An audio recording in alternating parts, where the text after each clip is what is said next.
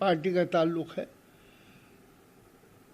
हमारे शिवपाल जी भी हमारे भाई हैं, छोटे भाई हैं। उन्होंने भी, वो भी समाजवादी से, बुनियादी एतबार से समाजवादी से जुड़े हुए रहे हैं, लेकिन आज बदकिस्मती है कि वो समाजवादी से अलहदा है। उन्होंने अपनी एक पार्टी अलहदा बना ली है और इस वक्त वो अपने बड़े भाई मुलायम सिंह से जुदा हैं। मुझे अफसोस है, मेरे पास ये पिछले साल कुछ लोग लखनऊ से पहुँचे थे, नदवे के लोग, और उन्होंने मुझसे कहा था कि भाई ये सारा नुकसान पार्टी को, समाजवादी को पहुंचेगा अगर शिवपाल सिंह जी अलहदा रहते हैं, इनके सुलह कराइए। तो मैंने बहरहाल शिवपाल सिंह से बात की थी और अखिलेश जी से भी, और दोनों को मिलाने की भरपूर कोशिश की थी, मिल भी गए थे। लेकिन इसके बावजूद जब इलेक्शन ख़त्म हो गए तो फिर निभाव नहीं है। उन्होंने अलहदा डीपी यादव से मिलकर अपनी अलहदा कोशिशें जारी हैं उनकी। बहरहाल ठीक है, हर आदमी को हक हासिल है कि वो अपनी बात कहने का, अपनी काम करने का, ये उनकी राय है। लेकिन मेरी राय में बेहतर यही होता कि वो समाजवादी से जुड़े रहते और मुलायम सिंह के साथ रहते, अखिलेश की सरपरस्ती करते तो ज़्यादा अच्छा होता। हाँ जी जी जी।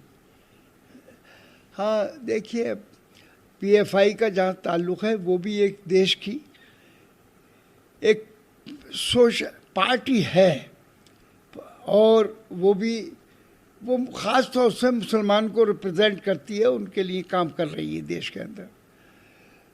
तो गद्दार वतन तो है नहीं वो, उनको उन पर बैन लगाना इस तरीके से मुनासिब नहीं है, जबकि हमारे सामने आरएसएस मौजूद है और पार्टियाँ मौजूद हैं, और जो एक इन्होंने एक वो बना ली है,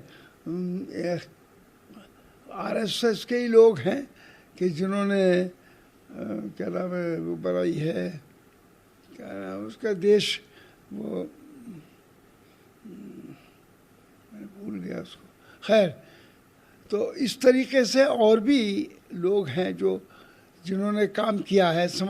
खुद बीजेपी के अंदर ऐसे लोग मौजूद हैं जो अपनी पार्टियां अलग चला रहे। देश संसद, वही संसद कौन सी बनाई थी वो, तो उन्होंने उस पर तो कोई बैन लगाया नहीं, लेकिन आज इस पर बैन लगाकर इसके ख़िलाफ़ कोई जो पीएफआई के ख़िलाफ़ जो कार्रवाई की जा रही है, मैं समझता हूँ ये मुनासिब नहीं है।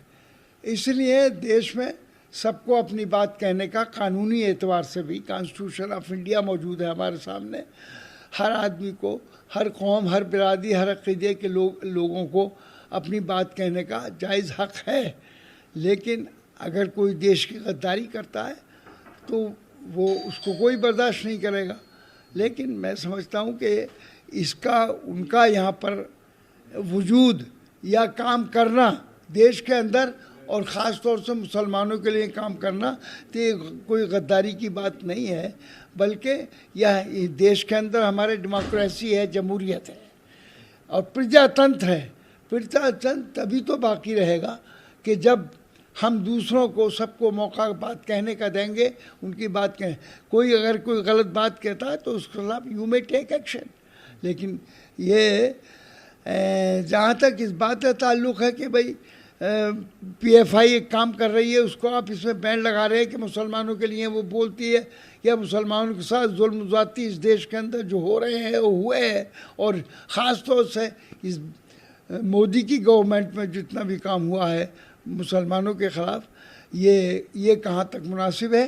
तो उनके ख़िलाफ़ तो ख़ुद उनकी पार्टी उनके ख़िलाफ़ काम करती है, हाँ जी, बहुत सी बातें ऐसी करती है जो। लेकिन आज हम देख रहे हैं कि पीएफआई को जिस तरीके से हरास किया जा रहा है, जिस तरीके से दबाने की कोशिश की गई, गिरफ्तारियां की गई, उनके साथ कार्रवाई हुई, लेकिन आज उन पर बैन लगा दिया। तो बैन का ताल्लुक़ है, मैं तो इसको मैं समझता हूँ कि जमहूरियत में जो पार्टी अपने किसी कौम के लिए काम करती हो, उसके लिए काम करना, उसके लिए उसकी बात कहना, कमज़ोरियों को बताना या अपने दुख दर्द की बात को बताना, और उनके साथ जो जुल्म हो तो जुल्म को उजागर करना, ये कोई जुर्म नहीं है। सर आखिरी गया है केंद्रीय कर्मचारियों का। हाँ, तो ये सब उनके सामने 24 है।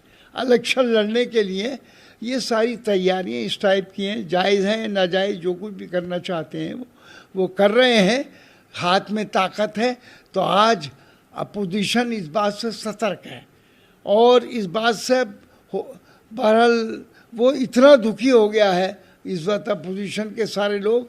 मुझे उम्मीद है कि सब मिलकर, अपोजिशन मिलकर इन हालात का मुकाबला करेगा और पतंग हमेशा किसी की ज़्यादा ऊंची उड़ती नहीं है। अब तक ऊंचाइयों पर है पतंग तुम्हारी, लेकिन जब पतंग अपोजिशन की मिलकर सब उड़ेगी तो उसका जो यानी वो जो उन्होंने जो अपना बनाया तो उनकी पतंग काट देगी और पतंग नीचे आ जाएगी।